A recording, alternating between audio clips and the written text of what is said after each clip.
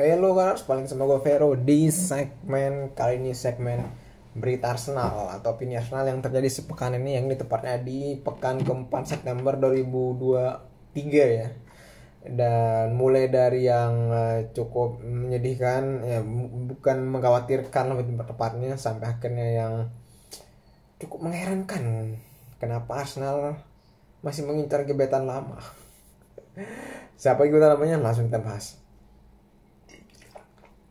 Oke, sebelumnya silahkan subscribe, dan gue pengen kalian menyampaikan pendapat kalian di kolom komen di bawah biar kita bisa berdiskusi, ngobrol, karena tujuan buat gue video ini ada biar bisa ngobrol sama kalian gitu ya, tapi dari sisinya opininya gue ya.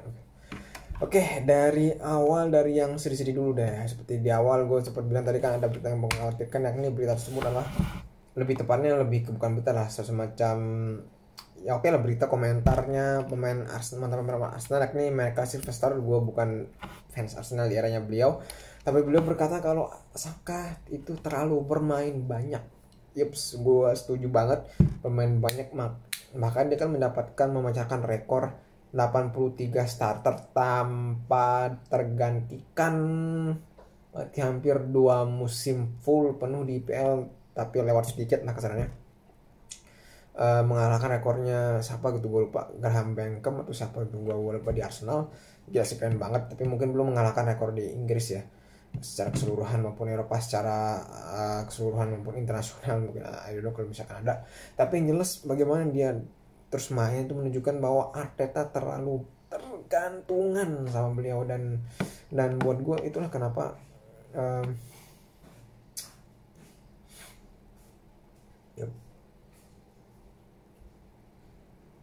itulah kenapa alasannya gue pengen Arsenal tuh kayak apa namanya, membeli lebih ke striker sebenarnya, biar nanti Gapsus digeser ke kanan, maupun minimal beli sayap kanan sama satu mungkin back kiri, tapi kita fokus ke yang striker dulu, biar nantinya saat Saka tuh nggak terlalu main terus boost lah dengan rekor konsekutif match itu, atau main terus, tapi yang penting dia cedera ya, apa gunanya gitu.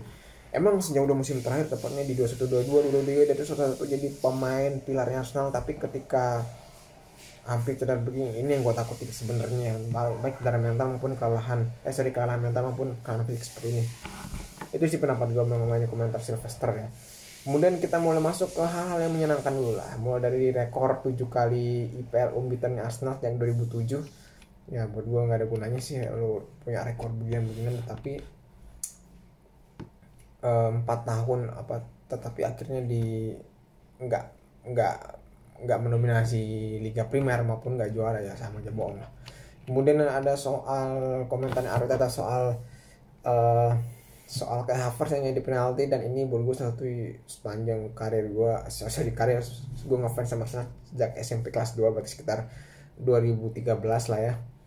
Itu gue benar-benar salut sih sama berita yang satu ini. Mungkin karena gue dulu terlalu jarang ikut berita atau mengkonsumsi berita fanbase, mungkin gue melewatkan momen-momen juga harmonis di masa lalu di eranya Opa Wenger, tapi di eranya ini gue benar-benar salut sih sama budaya yang dibangun oleh Om Arteta gitu. Bagaimana mereka bahkan di statementnya dia bilang, saya lebih bangga ini daripada kemenangan, dimana saya bangga ketika tim saya itu bisa memimpin diri mereka sendiri. Dalam artian saya kayak udah, dalam hal kalau berbicara bisnis kayak udah automate, udah kayak lebih terotomasi gitu, lebih terotomatis, lebih bisa berjalan sendiri gitu, tanpa kita harus pantau 24 jam. Mungkin sering kita pantau tapi nggak harus 24 jam.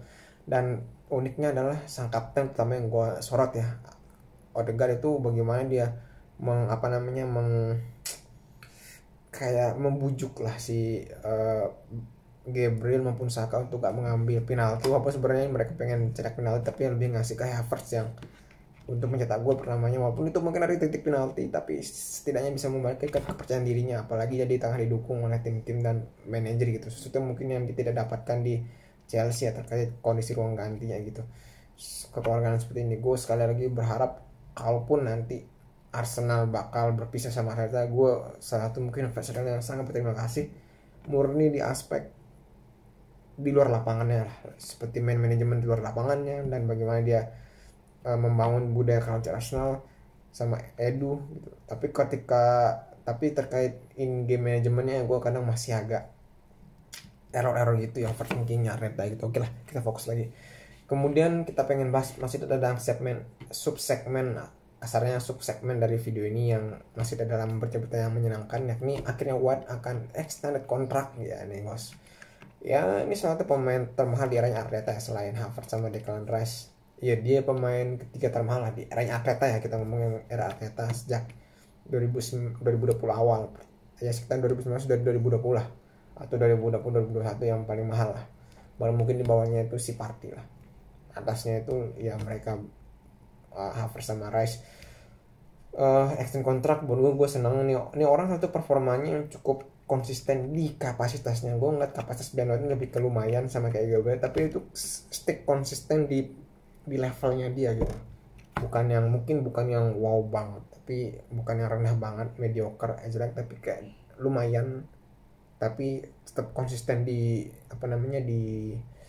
di kapasitas yang dia miliki. Itu yang gue senang, lebih baik lu nggak hebat banget, lu nggak mediocre banget, tapi lu konsisten di level lu gitu. Kemudian kita masuk ke berita yang paling gue senang sebenarnya dari berita ini transferan ya, transfer Arsenal gitu ya. Sebelum kalian masuk transfer, yang gue paling sangat senang dari transfer adalah ketika kalian subscribe. Oke, canda, lanjut. Ketika kita transfer ngomong Arsenal, gue kaget ternyata Arsenal masih menyimpan hati terhadap gebetan lama, yakni Rabiot. Ini berdasarkan beritanya Calcio Mercato. Terus kemudian ada Neto. Gue juga kaget ternyata masih nyimpen ternyata perasaan sama si Neto ya. Right winger gue kira udah 23, tapi ternyata masih 24. Gue kira 24, ternyata dia masih 23. Dan terakhir Ivan Toney, semua itu sama-sama era-eranya Arteta 21-22 lah. Kalau kalian mengikuti berita Arsenal di musim 21-22, musim panas 22-22 bakal atau 22-23 awal ya, ini mereka tuh namanya hot gitu. Nah buat gue, kenapa Arteta ada kebenarikan atau isu-isu kenapa Rabiot ke Arsenal? Kemungkinan yang bakal pergi adalah antara Partey dan Jorginho mengingat kontraknya habis tahun depan. Sebenarnya masih ada opsi perpanjangan, tapi kemungkinan Arsenal tapi kemungkinan dia bakal ya antara pergi, kalaupun pergi nanti berarti Rice sebagai Partey rotasi. Nah nanti Rabiot ini buat pelapisnya pelapisnya Havertz. Vieira juga sekali menggantikannya si Odegaard lah, ganti-gantian lebih dalam lah. Gue juga suka sebenarnya si Rabiot ini. Beberapa kali dia main di Juve, dia tuh lebih kayak ya mungkin kalau kalian tipe-tipe lihat kayak Henderson atau apa yang mungkin box to boxnya itu bukan box to box yang ngotot yang ngancurin bola, tapi lebihnya kayak passing buka ruang gitu lah. Kayak Gravan Berets ya, kayak Gravan Berets maupun kayak McAllister gitu lah, tipe-tipe yang gitu modelnya. Gue suka sih, jujur gue suka. Ya kayak mirip Saka lah, kalau misalkan Saka cara mainnya, bukan tipenya, tapi kurang lebih nanti model mainnya kayak Saka lah, dibuka ruang gitu. Terus kemudian Arsenal kenapa mencari Neto? Gue sangka mungkin karena Arteta kayaknya mulai sadar ya, dimana sebenarnya fans itu tuh udah lebih duluan sadar sebenarnya dari Om Arteta bahwa Saka itu terlalu kurang kompetitor. Memang kita perlu terima kasih, selama 2 musim berturut-turut dia main bagus, konsisten di levelnya, dia makin bertumbuh 2 tahun terakhir. Tapi when it comes to kelelahan ya begini gitu. Apalagi kalau misalkan gap susah sekali. Ada pun pengganti yang atau sub yang sering dipakai di sana adalah sejauh ini adalah Nelson, kalau enggak Vieira.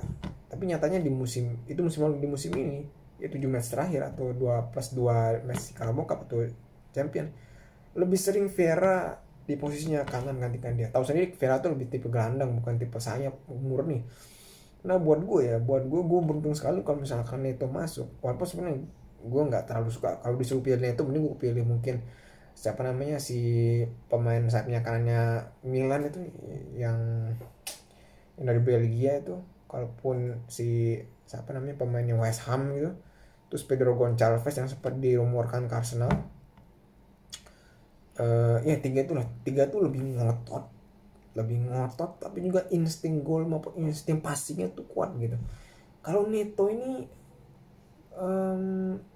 dia tuh mungkin mirip Martinelli lah ya, mirip Martinelli, visinya nggak seberapa, tapi apa ya, tapi kayak ngotot maksudnya kayak kerja keras. Kalau misalkan mau track back atau merebut bola ketika kehilangan, itu mirip Martinelli lah, 11-12 dia kayak Martinelli tapi lebih skillful gitu. Mungkin mirip kayak si pemain Belgia pemainnya Milan dari Belgia yang akhirnya dipinjamkan ke klub mana gitu di Italia, itu mirip kayak gitu duanya gitu.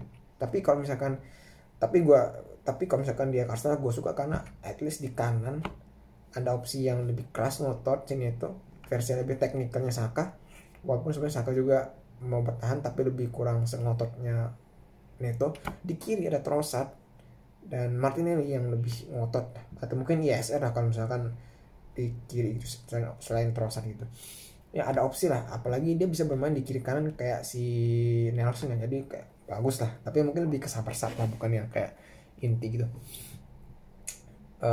Apalagi Arteta suka pemain yang versatile dan punya tipe pemain yang berbeda-beda ya. Kalau misalkan di winger kiri lebih ngotot, di winger kanan lebih tactical, yang di kiri sebaliknya pun seperti itu gitu.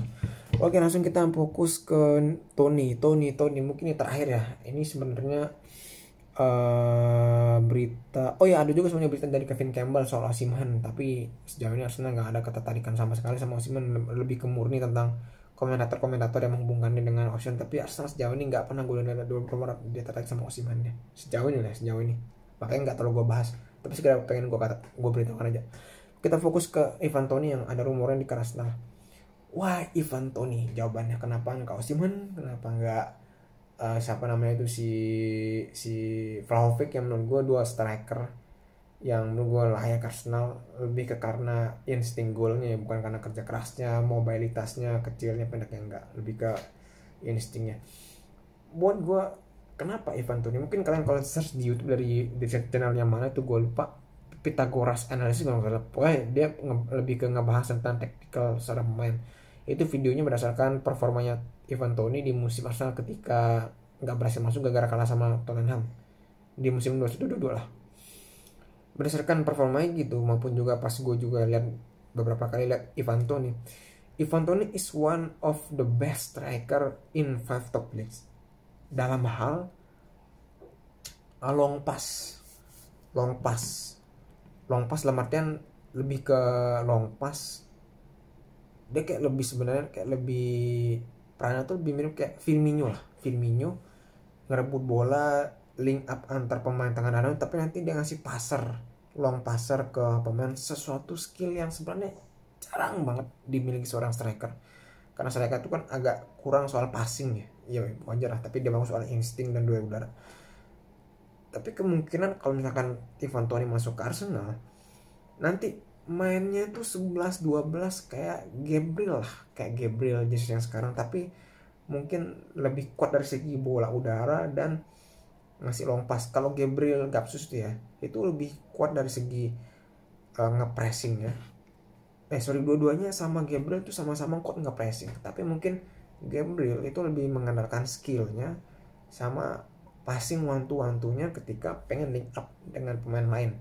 Berbeda dengan Ivan Toney yang ini based on di Brentford, mungkin ketika di Arsenal bakal berubah. Itu lebih mengandalkan long passer karena Brentford kan lebih kayak agak low block gitu, mid block, terus juga counter mungkin wajar, makanya dia berguna atributnya gitu. Dan long passer ya, dan kemudian duel udaranya, sesuatu yang agak sulit dimiliki oleh si Gapsus. Dia termasuk sesuatu yang terbaik soal long passer di top 5 league loh, tapi di situ, tapi juga dari segi duel udara dia sebenarnya salah satu yang terbaik lah. Maksudnya salah satu yang ya cukup di tengah-tengah lah, nggak yang paling mediocre, nggak yang paling bagus, enggak, tapi ya tetap di tengah-tengah lah buat yang. Tapi selain daripada itu seperti visi bermain, link up,